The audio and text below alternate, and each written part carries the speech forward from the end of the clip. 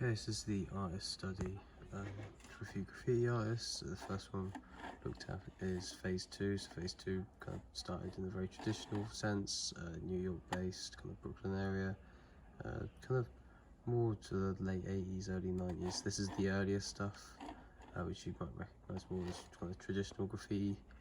He did some earlier stuff, not earlier stuff, later stuff, which is a bit different, which is it was a bit more unique for the time, but this sort of stuff was also still quite unique. It hadn't been done for very long. That's why I quite like it. Very well-known artist. It's not very niche. It's kind of one of the base ones. If you look up graffiti artists and then put in like 80s, 90s, like late 80s, early 90s, New York, probably be the first one to come up. But I really like the style. It's very traditional, kind of what you think of when you say graffiti.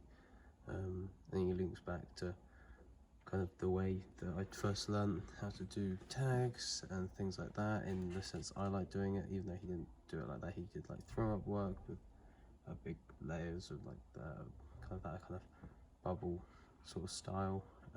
Not going to full bubble style yet. That was more of a later thing. That links back to a lot of the work I did, like the very kind of text-based work.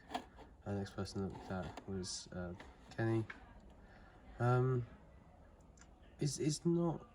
It moved away from the graffiti side very fast, but he started there, so that's why I'm including them.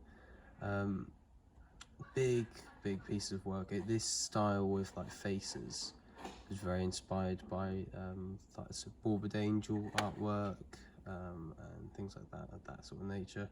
But it doesn't make it any worse. I think it was just a really cool idea. Lots of colours. The colour was a massive thing, but this died out very fast, and then became more of a, or less graffiti, but more just like an artistic thing. Same with Basket, like very basic now. Like I think it's not him, but like his the people that own the rights to all his like paintings and pictures, like sold off his artwork to be used for like Primark clothes. So you do see it's very popular. It's not as graffiti based as the others. It's just very different. Like it's not like very traditional UK US like traditional graffiti artists. It's just very more kind of impressionistic, lots of different mediums, and this stuff is the most famous stuff that you see kind of everywhere. But it doesn't make it any worse. I really like it. It's very expressive that he's got a film.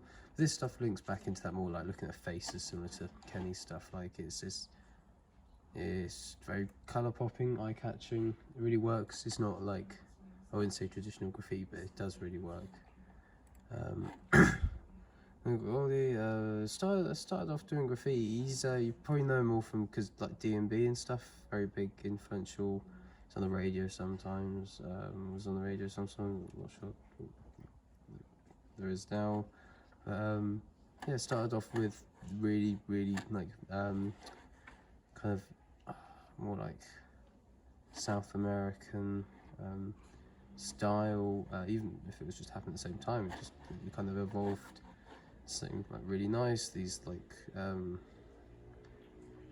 different ways of spray work is yeah, it was really developed quite fast, and it wasn't just him that was doing it. It's just the most famous one, mainly because of the DMB scene and stuff.